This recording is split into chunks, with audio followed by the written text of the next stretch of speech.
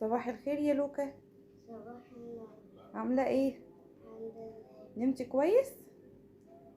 شوية. لا عشان تكوني مستعدة كده للعرض وفايقة. بس شوية. لا يعني شوية ايه، فايقة ولا مش فايقة يعني؟ نص. نص نص. طب يلا اربطي الكوتشي يلا. ربطي كويس؟ يلا نزلي رجلي البنطلون كويس. يلا بينا عشان ما نتأخرش. رايحين فين؟ رايحين الحفلة. خلاص؟ 5 دقايق. ايه؟ قدام 5 دقايق. طيب يلا العربية قدامها 5 دقايق. رايحين الحفلة بتاعت لوكا. خلاص انا وديتها المدرسة الصبح زي ما وريتكم كده، وبعد كده احنا بقى هنحصلها دلوقتي قبل العربية ورا بس، فيعني ان شاء الله خير ان شاء الله. سولا جاهزة؟ ازيكم؟ عاملين ايه؟ كويسين؟ هتروحي تتفرجي على لوكا في الحفلة؟ تبقى جميلة. يلا يا محمد قفل طفي يلا التلفزيون وقفل الشقة عشان ايه نتكل على الله. يلا تعالي تعالي انزلي. لسه ما نطي يلا. جاهز يا اسلام؟ جاهز. طب تعالى سلم عليهم صبح عليهم اعمل اي حاجة. رايحين فين؟ رايحين حفلة لوكا. عندها عرض مسرحي النهارده، ان شاء الله يبقى يوم جميل باذن الله. ان شاء الله. هو يوم طويل قوي، حفلة طويلة قوي، بس اهم حاجه هي يعني العرض بس ميبقاش هي تظهر فيه كتير قوي. ايوه ما هي العرض بتاعها كبير بس يعني ايه ربنا يسهل. طويل يا رب ان شاء الله. يلا وصلنا المدرسة يلا.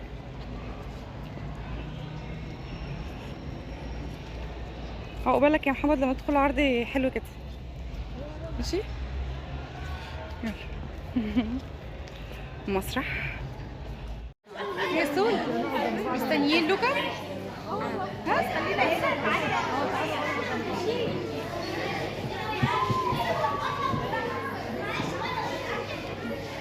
العرض لسه بيجهز، دول مش مدرستنا لسه بيجهزوا المسرح.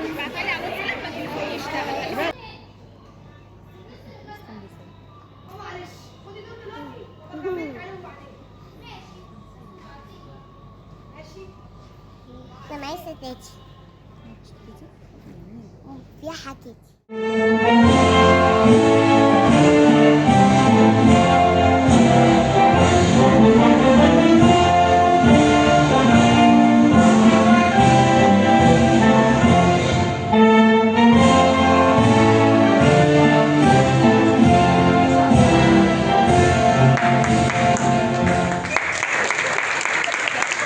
خير ما يستهل به حفلنا اليوم القرآن الكريم مع الطالب سليمان خليل مدرسة خطاب الخاصة.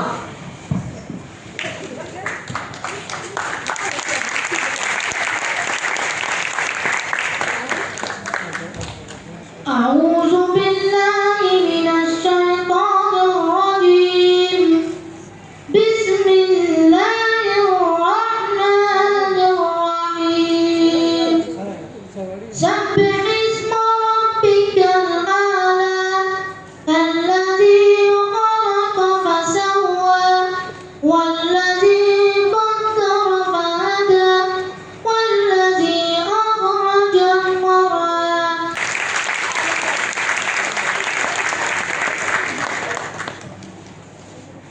ويسعدنا الآن أن نرحب بلجنة التحكيم دكتور مصطفى عبد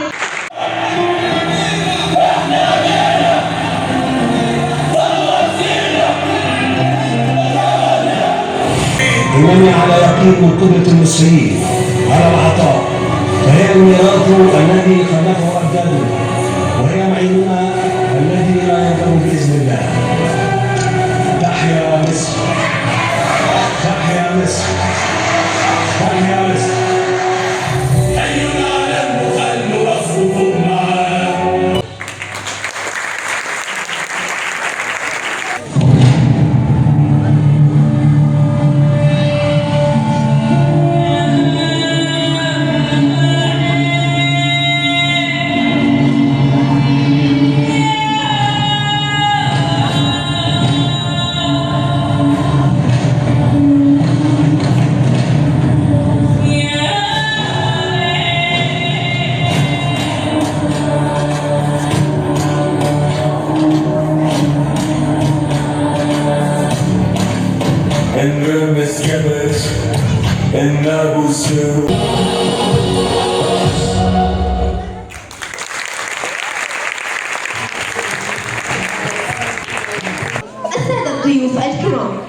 مع أولى فقرات الحفل وفقرة إلقاء الشعر. أيها الأطفال سيروا في شموخك إلى الأمام، وابدأوا سيرا جميلا فيه حسن وانتظام، وليكن فيكم نيات للتشبه بالكرام، واملأوا الدنيا نشيدا فيه خير وسلام، واعلموا الكون بأن لا نرحب بالخصام، واسألوا الله يعلم بين أرواح الأنام، حتى يعيش الخلق ضابا في سلام ووئام. ومع ثاني فقرات الحفل واستعراض زي الشمس ومدرسة العلا جاردن. جزء العمر كرة جوانا من البيه البواب للسكوزة لحد كراتين للبيضة والحجر. والآن مع استعراض مدي أحمد زكي.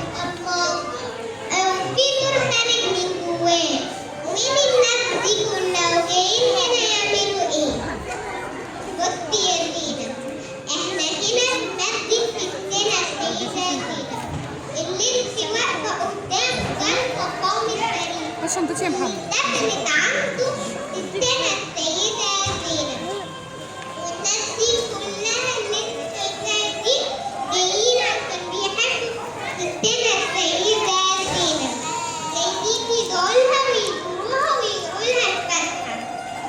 وليه كل الناس دي بتحب ستنا السيدة زينب؟ مين هي ستنا السيدة زينب دي أصلا؟ تعالي عشان نعرف مين هي ستنا السيدة زينب. عارفة هنروح فين يا زينب؟ هنروح عند جدو حامد. الله عليك يا بابا، جدو حامد ده أكتر حد بحبه في الدنيا دي كلها.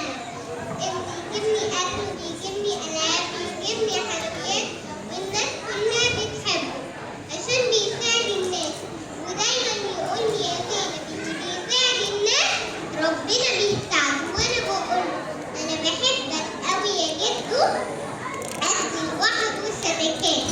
يلا بقى بسرعة عشان متحمسة أشوف جدو حامد. السلام عليكم ورحمة الله وبركاته. ازيك يا جدو حامد، عامل ايه؟ وعليكم السلام ورحمة الله وبركاته.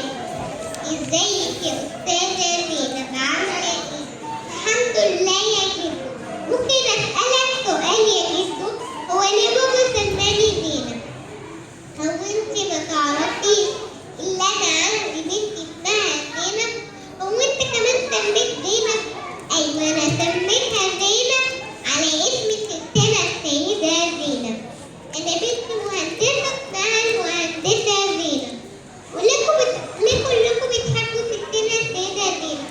مين هي ستنا السيدة زينب دي أصلا؟ تعالي نرد لسان لما أقولك مين هي ستنا السيدة زينب. اللهم صل وسلم وبارك على سيدنا محمد وعلى آله وصحبه وسلم.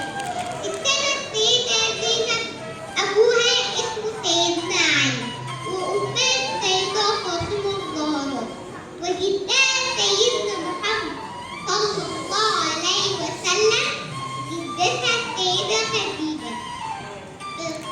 اتولدت 5 هجرية في المدينة المنورة، وهي كانت عندها 5 سنين توفى جدها سيدنا محمد صلى الله عليه وسلم، وبعده توفت أمها السيدة فاطمة الزهراء. ستنا السيدة زينب كانت بتراعي على أبوها سيدنا علي وأخواتها سيدنا الحسن سيدنا الحسين.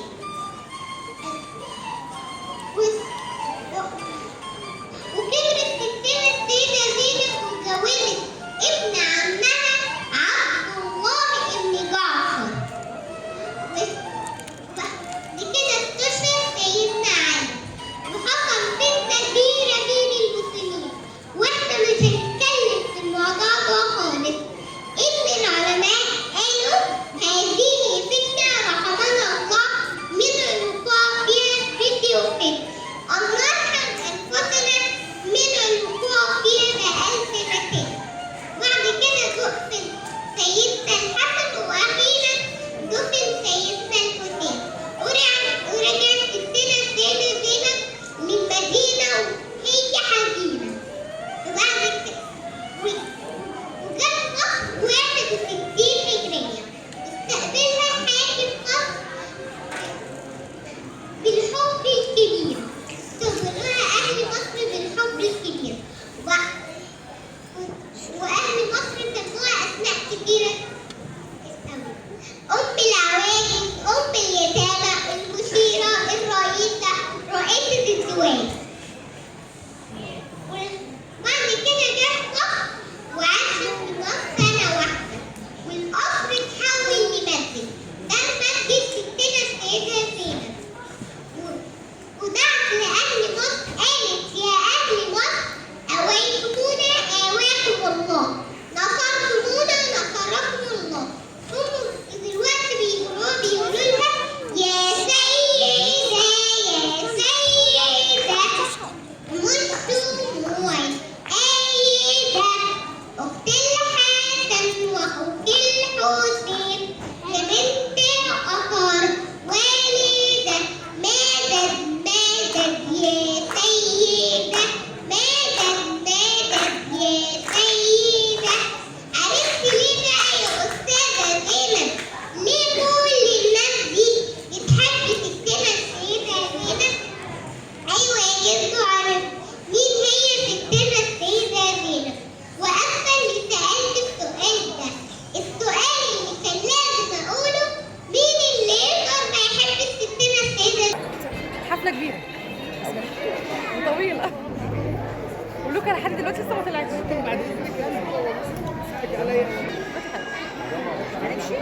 ايه؟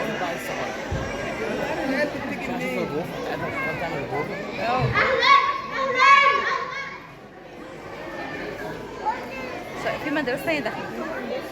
أغاني جميلة بنحب نسمعها وبتطرب قلوبنا، ولكن أغاني زمان ليها طعم تاني. والآن مع أوبريت حكاوي في ودن الزمن.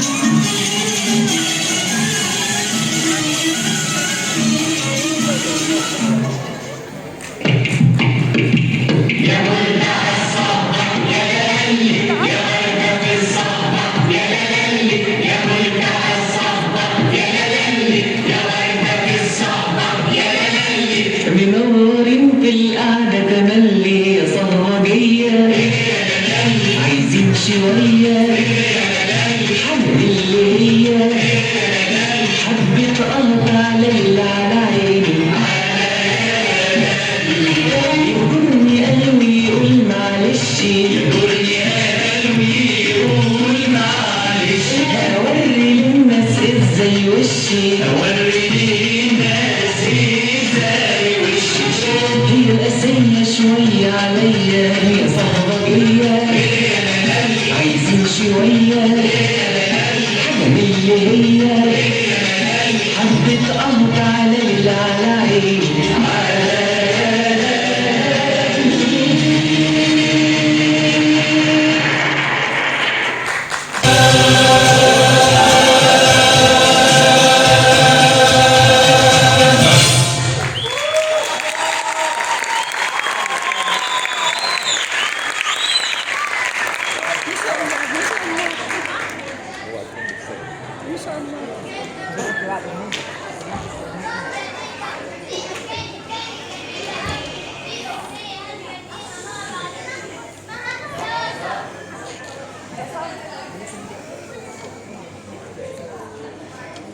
يا نعيش يا نعيش يا زعل ما تجيش هم اختيارين غيرهم ده مفيش هنا هو زهقان هنا زيرو احباط لو جاي في نزازة هنا ومفيش زعلان هنا في روقان هنا في جدعان والقلب كبير هنا خف الدم وحب يا عم القلب دنيتك كتير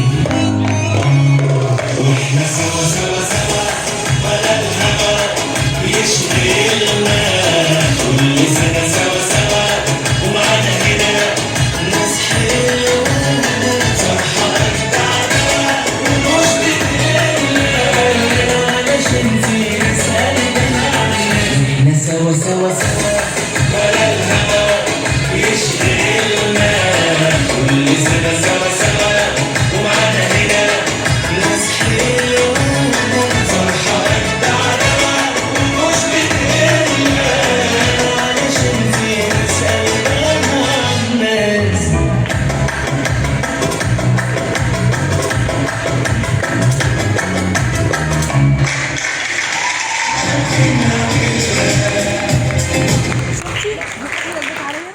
خلصتي العرض؟ عسل جميل. انت جميلة. انت جميلة انت كمان يا هنون. ثم فرحانين باللبس اساسا. خلوهم ماشيين كده. يلا يلا. في لسه العرض ما خلصش. بس مش بتاعنا احنا بقى. بس الوسام لسه جوه. تمام كده.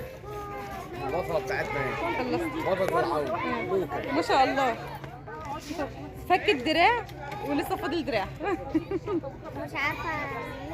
تعالي يا حور. تعالي. ان شاء الله. ده بطلة؟ يلا. يلا نروح البيت. عايز تعمل ايه؟ ايه يا صوف مع اصحابك؟ عارف اعمل ايه؟ وبيروحوا باللبس بتاعتهم عادي. يلا يا سول. بيروحوا بأي لبس في الدولاب.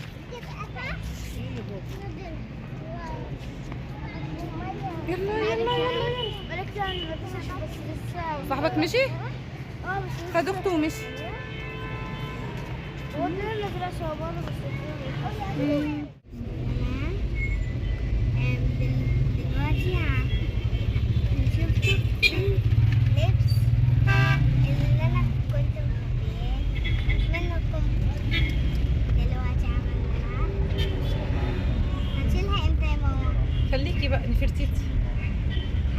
هسيبها هنام بيها؟ لا طبعا هنروح نقلع كل ده ونمسح كل ده خلاص. لا ها انا هقعد بيهم لغايه بالليل.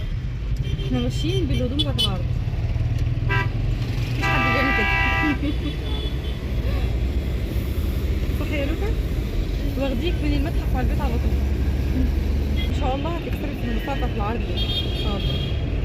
صح؟ احنا كطفلة شمالي تاني في الكيتي ورحنا بيها فين؟ احنا كده كشري. الملكة بتبقى كشري في مصر. عمري في مصر كلها كشري في الكويت. خطفناه من المتحف عشان ناكلك المتحف عشان ناكلك وشك. صح يا لوكا؟ انت تمشي ولا ايه؟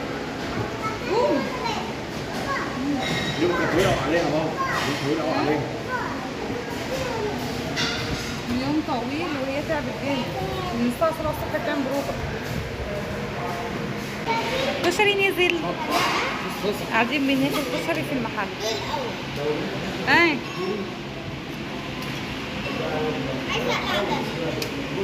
خدي معلقة اهو. بس الايه لما نروح خلاص احنا مروحين. كلي على طول وننزل والدين. طب يلا كلي يلا عشان انتي ماكلتيش من الصبح. يلا احنا هناكل ونتقتل نوم. هننام هنا على الترابيزه. لا انا عايزه انام. ماشي يلا. وصلنا البيت يا عيني. خلاص تعبتي؟ هتنامي؟ وانتي كمان تعبتي يا عيني. تعبت خالص ونايمه على نفسها على الاخر كلنا بصراحه. تعبت. هاتي. كنت عايزة انام وانتي بتعملي العرض كنت عايزه تنامي؟ يا لهوي. يعني انت اصلا عايزه تنامي من وانتي بتعملي العرض؟ هما تعبوا من الساعه 6 الصبح ولوكا في المدرسه بتتدرب وبعد كده خدوها على المدرسه التانية. صح؟ اتبهدلت يا عيني. بس دي كانت حته حفله ما شاء الله. احنا صورنا لكم الفيديو بقى ممكن يكون طويل او احنا ايه هنعمله على مرتين بقى على الجزء ده عشان ميبقاش طويل عليكم. مش عارفه لسه. انا خايفه بس عشان ايه فيها اغاني كتير وكده فمش عارفه هنزلها ازاي اصلا في الفيديو. فمش عارفه بقى. بس تحفه صح؟ حلوه؟